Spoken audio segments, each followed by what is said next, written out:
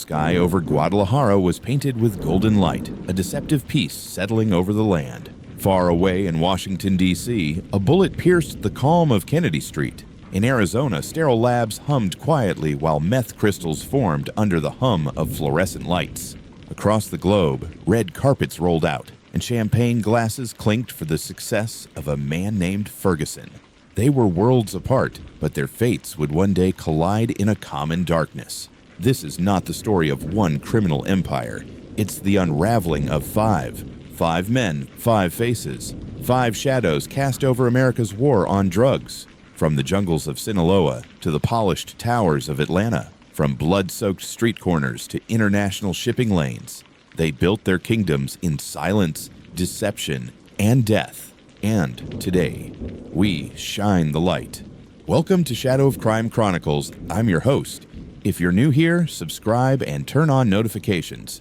We tell the real stories, the ones hidden beneath headlines, the ones you were never meant to see.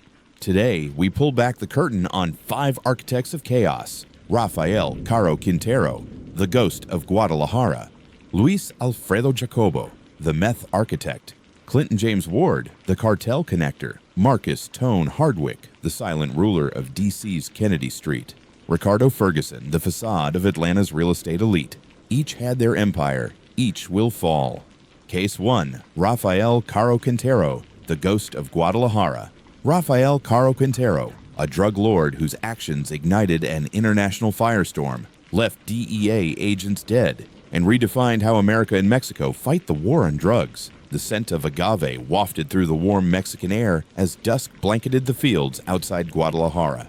It was a tranquil evening, the kind of peace earned only after long hours of toil in the countryside. Somewhere near the border, a young farm boy named Rafael looked up at the stars, dreaming not of violence, but of riches and respect. He had nothing, not even shoes on his feet, but he believed he was meant for something greater.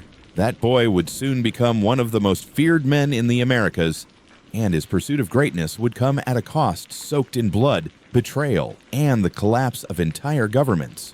Born in 1952 in La Noria, Badiraguato, Sinaloa, the same rugged region that would later produce El Chapo, Rafael Caro Quintero grew up in relentless poverty. The eldest of 12 siblings, he lost his father at an early age and was thrust into manhood before most kids his age had even learned to read. Rafael began working the fields, but not the kind in your average farming manual. These were marijuana fields hidden in the Sierra Madre Mountains. By his 20s, he wasn't just growing weed, he was organizing its distribution. And not just locally, he was exporting it across borders into the lungs and veins of an American generation. But Rafael wasn't all violence and ambition. He had a taste for elegance. He built lavish homes, dated beauty queens, and presented himself as a man of class and influence. To many, he was a benefactor. To others, he was the devil in a suit. By the early 1980s, Caro Quintero had become a co-founder of the Guadalajara cartel, a powerful drug trafficking syndicate that worked with Colombian suppliers to move cocaine and marijuana into the U.S. Behind the scenes, tensions simmered. The DEA had ramped up operations in Mexico, and one man in particular, Special Agent Enrique Kiki Camarena, was making dangerous progress infiltrating the cartel's secrets. Rafael believed he was untouchable. His network included law enforcement officers, judges, and even politicians.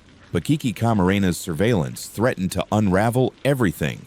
The cartel wanted him gone. Rafael wanted to send a message. On February 7, 1985, Special Agent Kiki Camarena left the U.S. consulate in Guadalajara. He never came home. He was abducted by cartel operatives allegedly under Rafael's direct orders. Kiki was taken to a safe house, where for 30 hours he was tortured, beaten with a tire iron, shocked with electrodes, and interrogated while a doctor kept him alive, just enough to continue the agony. His body was later discovered in a shallow grave, broken, unrecognizable, but the message was clear, and the United States heard it loud and clear. The murder of Kiki Camarena wasn't just a tragedy, it was a declaration of war. The DEA launched Operation Leyenda, the largest homicide investigation in its history. Mexican authorities, under immense U.S. pressure, began cracking down on the Guadalajara cartel. Arrests were made, safe houses raided, And Rafael Caro Quintero, he vanished like a ghost. But in April 1985, authorities tracked him down in Costa Rica, living lavishly with a young lover in a mansion. He was arrested and extradited back to Mexico. Cameras captured the once untouchable Kingpin in handcuffs. The fall had begun. Caro Quintero's arrest uncovered a disturbing web of corruption. Officials once thought to be allies in the fight against drugs were exposed as collaborators. The Mexican government faced mounting pressure from the U.S., and what had long been denied was now undeniable. The cartels had infiltrated the system. Evidence linked Rafael directly to the kidnapping and murder of Camarena. Tapes, eyewitness accounts, and confessions painted a damning picture, but the justice system in Mexico moved slowly, and in some cases, questionably. Rafael Caro Quintero was convicted in Mexico in 1989 and sentenced to 40 years in prison. But in 2013, in a move that shocked the world, he was released on a technicality. The court ruled he had been tried improperly in a federal court for a crime that should have been prosecuted at the state level.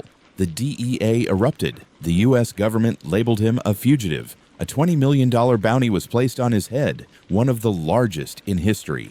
The ghost of Guadalajara had returned to the shadows. Caro Quintero's story is more than just one of violence and drugs. It's about the dangerous intersection of crime and politics. The murder of Kiki Camarena marked a turning point in the drug war, where trust between nations fractured and where the lines between justice and corruption blurred. His release underscored just how compromised the systems meant to protect the public could become. It showed that in the underworld, money, influence, and fear can silence justice, even for a time. Rafael Caro Quintero may have lived like a ghost, but the blood he spilled still stains the soil of two nations. Kiki Camarena's death became a rallying cry, a symbol of sacrifice, honor, and the cost of standing up to evil. In July 2022, nearly a decade after his release, Mexican authorities finally recaptured Caro Quintero in a remote region of Sinaloa. Wounded, weary, and finally finished, he was extradited to the U.S. in February 2025. Unmarried and reportedly reclusive in his later years, Caro Quintero's legacy is one soaked in blood and regret. His legacy is a haunting reminder. No matter how powerful the criminal, no matter how long the escape, the shadows cannot shield you forever. But as Rafael's empire crumbled, a new kind of monster was rising. Case 2. Luis Alfredo Jacobo, the meth architect. It was the smell that gave him away, not the sharp tang of methamphetamine cooking in a dirty lab. That would come later. It was the sterile scent of ambition, masked beneath aftershave and Armani suits. In a high-rise office in Phoenix, Arizona, Luis Alfredo Jacobo smiled through a business meeting, presenting himself as a legitimate logistics consultant. But in his briefcase were blueprints, not for shipping routes, but for synthetic empires.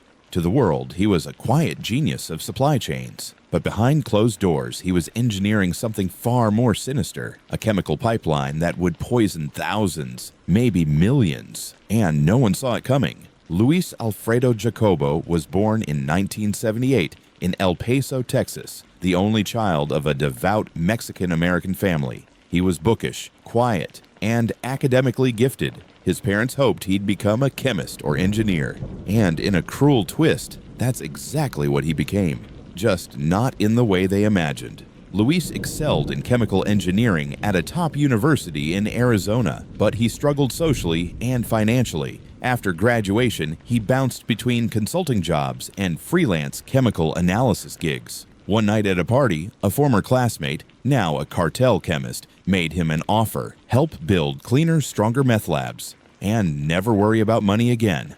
Luis didn't flinch. He didn't need street muscle or gang ties. He had formulas, precision, and vision, and he would turn his genius into a drug empire that rivaled anything the border cartels had ever seen. By 2011, Jacobo had moved beyond makeshift desert labs. He pioneered indoor super labs, disguised inside commercial warehouses, abandoned grocery stores, and even under churches. His product? A form of crystal meth so pure, so potent, that users dubbed it ice from heaven. His labs were spotless, temperature-controlled, air-filtered. He He trained chemists in sterile protocols, paid them generously, and kept violence to a minimum. To law enforcement, he barely existed. No rap sheet, no arrests, no flashy spending. Just a paper trail of fake corporations and dummy shipments of industrial cleaners. But in early 2014, the DEA picked up on an anomaly. Arizona meth seizures had doubled, impurity levels were off the charts. Something, or someone, had rewritten the chemistry of the game. On August 19, 2014, a DEA task force conducted a raid in Mesa, Arizona. They expected a small lab. What they found instead was a pharmaceutical-grade facility.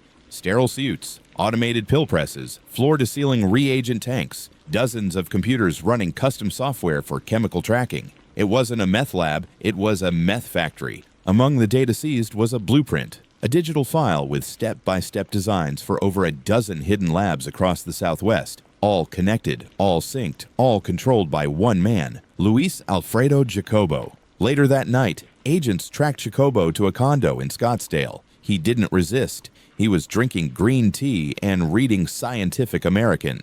His only words, "Took you long enough."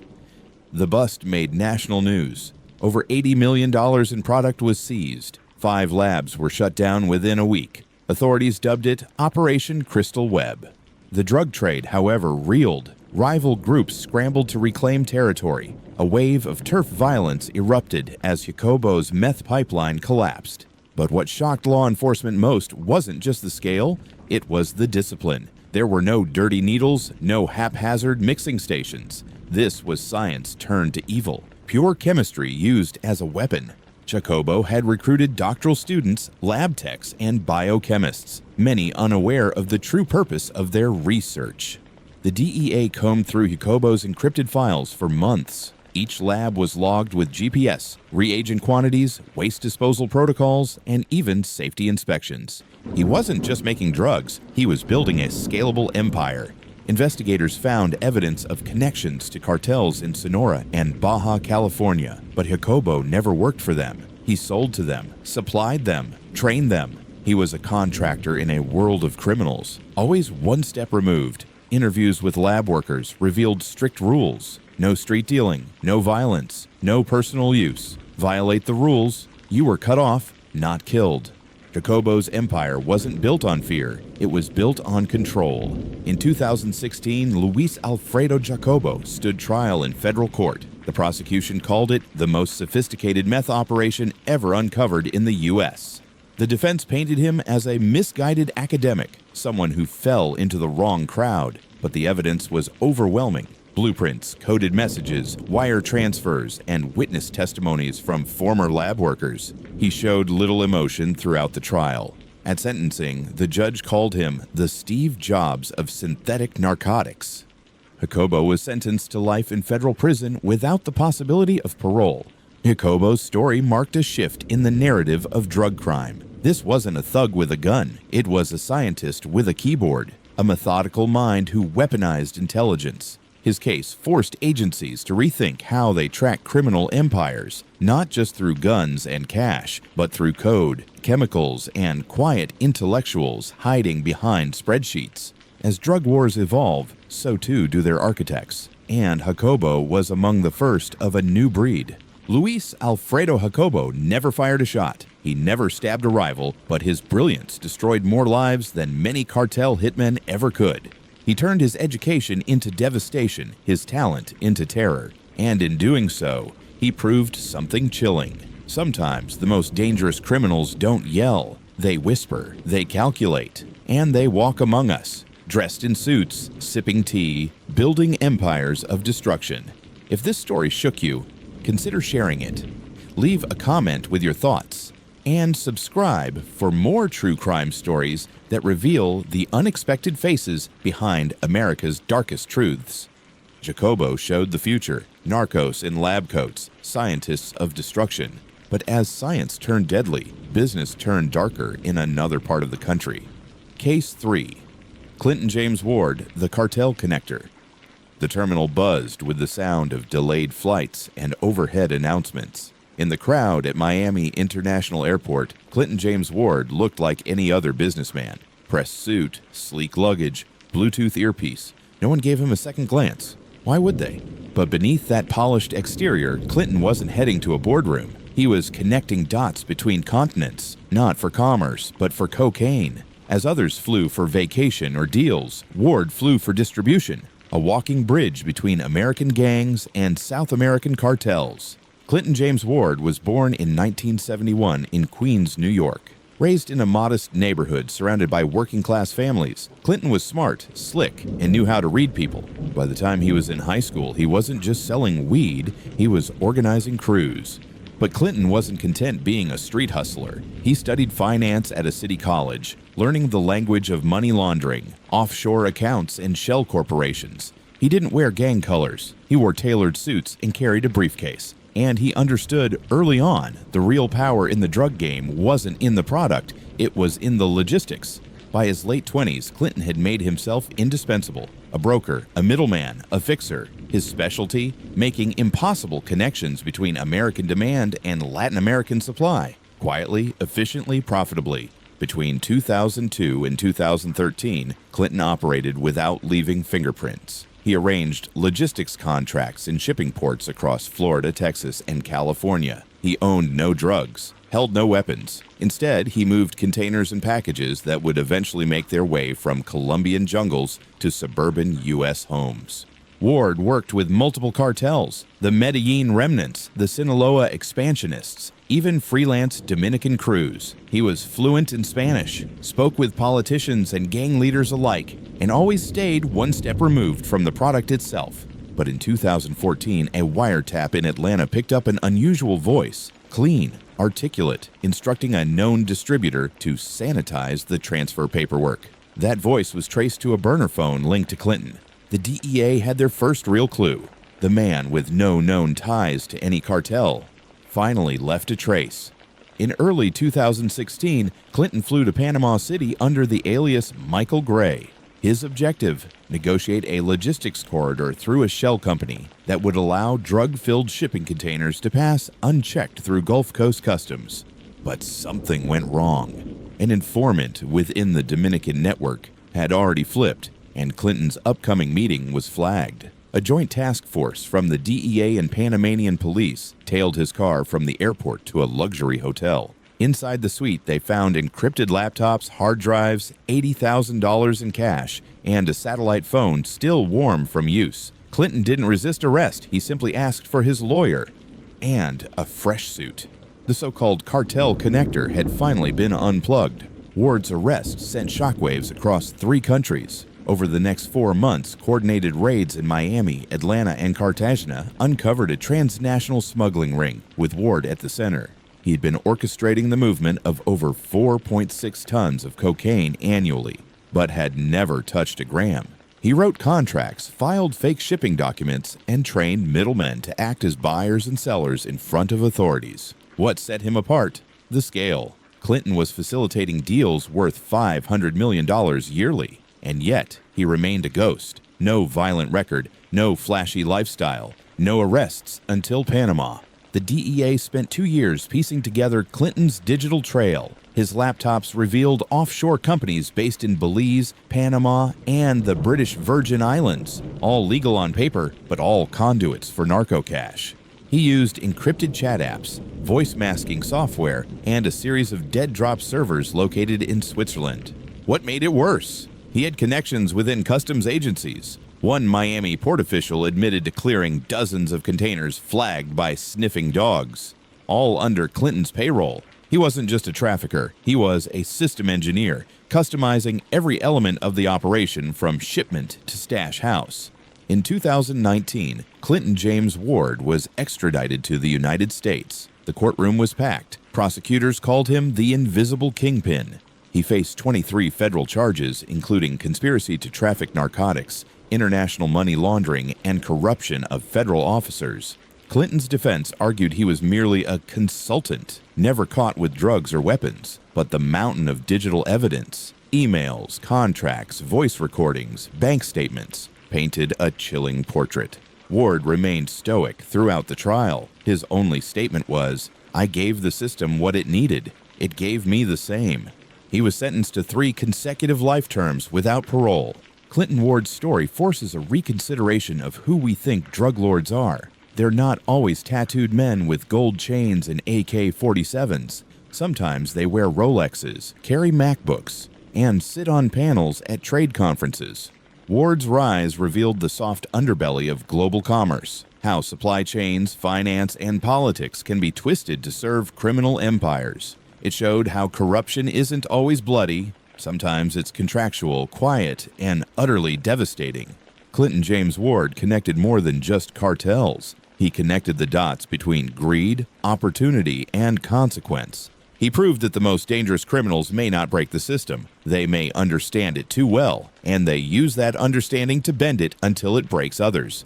Today, he sits behind bars, but his story is a cautionary tale. Not all monsters hide in the dark. Some check into airport lounges, fly first class, and shake your hand before disappearing into the fog of silence. Case 4. Marcus Tone. Hardwick, the Kennedy Street Crew.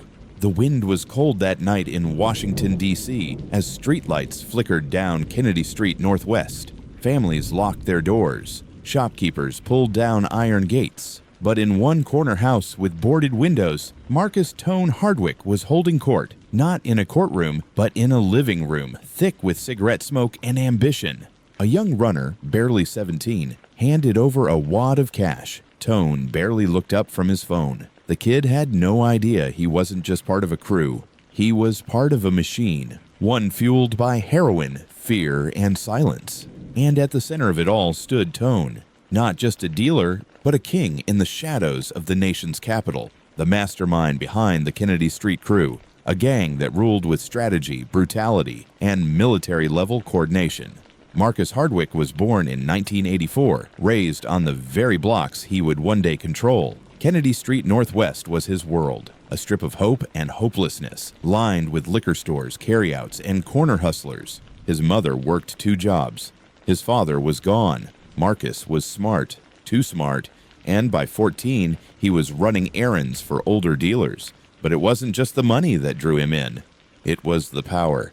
By 19, he had started his own clique. By 25, the Kennedy Street Crew wasn't just dealing drugs. It was building an enterprise. Heroin, crack, and fentanyl flowed through D.C., and much of it bore Tone's invisible stamp. He didn't flaunt it. No Lamborghinis, no music videos. Just cash, foot soldiers, and absolute control. From 2012 to 2016, Kennedy Street seemed like just another struggling corridor in D.C., but underneath the poverty, a new criminal order was forming. Tone had built a network, lookouts, enforcers, distributors. He ran his operation like a CEO, issuing coded text instructions, setting quotas, and rotating stash houses weekly. The drugs came from New York and Baltimore. The violence, it came whenever rules were broken. D.C. police suspected a crew was running the block, but couldn't pin it down. No one talked. Witnesses vanished. Surveillance footage was mysteriously corrupted. Tone had insiders. But on the night of February 11th, 2017, a break came, and everything began to unravel. It started with a shootout outside a carryout restaurant. A 22-year-old man believed to be a disgruntled former member was gunned down in broad daylight. Bullets tore through parked cars and storefronts. The brutality of the hit shocked even veteran detectives. This wasn't street beef. This was surgical. Investigators found shell casings from multiple firearms, all traced back to unsolved homicides over the previous year. The pattern was unmistakable. One crew, rotating weapons, same style executions. That shooting gave D.C. Metro and federal agents the opening they needed. 2 weeks later, Operation Kennedy Downfall was launched, a coordinated raid across 10 locations. SWAT teams moved before sunrise. Battering rams hit trap houses. Dogs barked. Helicopters circled above northwest D.C. In a small apartment off Missouri Avenue, Marcus Hardwick was arrested. He wore sweats and socks. No weapons, no resistance, just a smirk.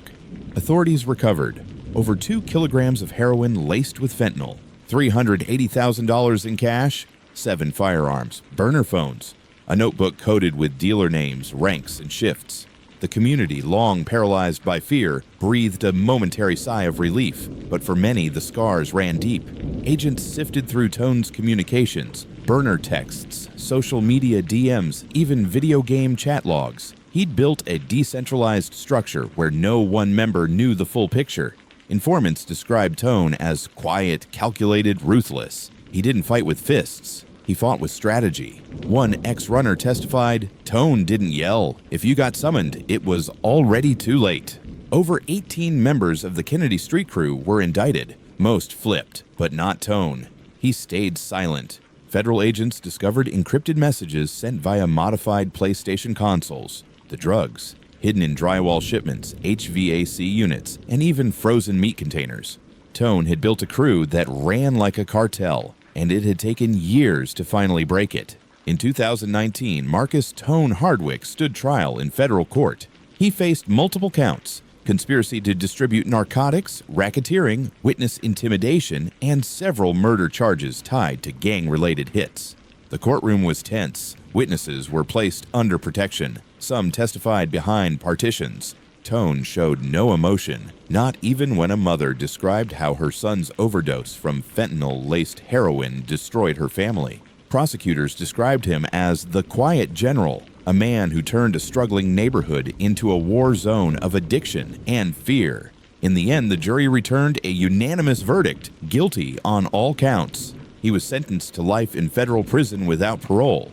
Tone's story isn't just about a gang, it's about transformation, how local dealers become international distributors when the right mind is at the helm. It reveals the evolution of urban crime, no longer about territory and tattoos, but structure, encryption, and influence. The Kennedy Street crew showed how fast a block can become a battlefield, and how charisma, silence, and intelligence can become tools of destruction when wielded by the wrong hands. Marcus Tone Hardwick never screamed for power. He built it step by step, behind closed doors. And in doing so, he tore apart lives, communities, and generations. His fall reminds us that violence doesn't always come loudly. Sometimes it comes in silence, dressed in strategy, and it thrives when good people are too afraid to speak. If this story moved you, hit the like button, leave a comment with your thoughts, and share it with others who need to understand how deep these networks run. We move to the final case in this series. Case 5, Ricardo Ferguson, The Facade. The grand opening was flawless. Velvet ropes, champagne flutes, a red carpet rolled out onto the marble steps of Ferguson Estates, a luxury real estate firm in Atlanta that promised dreams in glass and steel. At the center of it all stood Ricardo Ferguson, smiling, suited, flanked by local politicians and influencers. Cameras flashed, applause echoed. But beneath the glitz, the ink on his press releases hid something darker, a secret life, funded not by closing deals, but by drug shipments, shell companies, and cold-blooded transactions. To the world, Ricardo was a mogul. In the shadows, he was a trafficker. The face of success was only a facade. This is the story of Ricardo Ferguson, a man who built an empire of lies, masked as a beacon of black excellence. They called him The Facade because everything he touched was both polished and poisoned. Born in 1982 in Decatur, Georgia, Ricardo Ferguson was raised by a single mother who worked 2 jobs to keep food on the table. He was sharp, charismatic, and determined to rewrite the story he'd been born into. By his 20s, he was a licensed real estate agent. By 30, he owned 3 firms. And by 35, he was being featured in business magazines as a rising star in Southern entrepreneurship.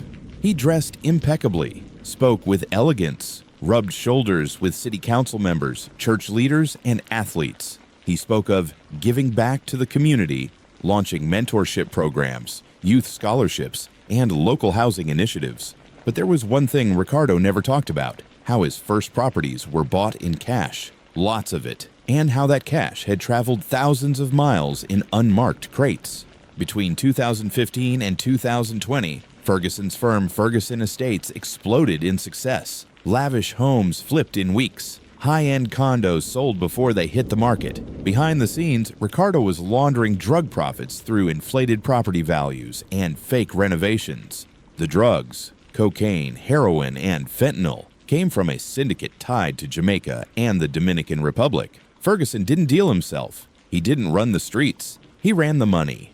His luxury construction company was a front. No blueprints, no permits, no contractors on payroll, just invoices, paperwork, and payments to overseas accounts. But what raised red flags wasn't the drug trail, it was the math. In 2019, the IRS flagged Ferguson for declaring $3.2 million in income on a real estate firm with barely $600,000 in actual sales. The facade was cracking. In May 2020, the DEA, IRS, and U.S. Marshals executed a multi-agency raid on 3 of Ferguson's luxury properties. At the Buckhead Mansion, agents found $1.6 million in cash hidden inside wall compartments, a soundproof basement with reinforced steel doors, multiple passports with aliases, and a flash drive containing offshore transfer logs. At his downtown office, they uncovered a ledger with coded transactions, purchase orders for renovations that never occurred, ties to at least 9 shell companies spanning from the Caribbean to South Africa. But the most damning evidence, a GPS-tagged shipping manifest showing a construction container arriving from Kingston, Jamaica, a container that 2 weeks earlier had been seized with 143 kilos of cocaine inside. Ricardo Ferguson wasn't just laundering money, he was directing the traffic. The arrest stunned Atlanta. News outlets flooded the story. Ferguson, once the poster boy for black wealth, was now the face of international narco trafficking. His charities were shut down, partnerships dissolved. His name was stripped from billboards and scholarship funds. Community leaders expressed betrayal. Young men who once idolized him now questioned what was real and what was performance. But those hit hardest were the families who had unknowingly bought homes tied to laundered funds, properties now under federal seizure. Ferguson's empire hadn't just collapsed, it was built on poison from the start. Federal investigators spent over a year digging through Ferguson's operation. They discovered properties flipped at inflated prices using fake buyers, investors paid in drug proceeds disguised as equity partners, foreign shell companies cycling millions back through Atlanta banks. He was connected to a Jamaica-based cartel known for trafficking via cargo shipments of construction material. Ferguson acted as their U.S. cleaner, turning dirty money into luxury assets. One DEA agent called it the most sophisticated real estate-based laundering ring we've seen in a decade. What made it so effective? Ferguson understood optics. He built trust, legitimacy, and, above all, a brand. In 2022, Ricardo Ferguson faced federal charges of narcotics trafficking, money laundering, wire fraud, and conspiracy. In court, he wore a tailored suit, spoke softly, claimed innocence. But the digital evidence told a different story. Emails, encrypted texts, offshore transfers, and secret meetings recorded on wire. Former employees testified that they were paid to pose as buyers. An accountant revealed Ferguson's detailed laundering playbook, dubbed the Phoenix Plan. When the verdict came, it was swift, guilty on all counts. The judge called him a brilliant manipulator who weaponized success to commit devastation. Ferguson was sentenced to 45 years in federal prison. Ricardo Ferguson's story is a chilling reflection of a society obsessed with appearances. He showed us how easy it is to fool a system if you look good enough doing it. It's a cautionary tale about unchecked ambition, about how criminals don't always hide in the dark. Sometimes they shine the brightest. His legacy reminds us that success without substance is just a facade. Ricardo Ferguson wore success like armor, but underneath the polish was corrosion.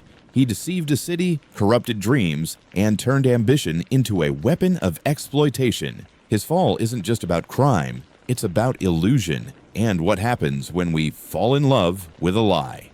Final reflection.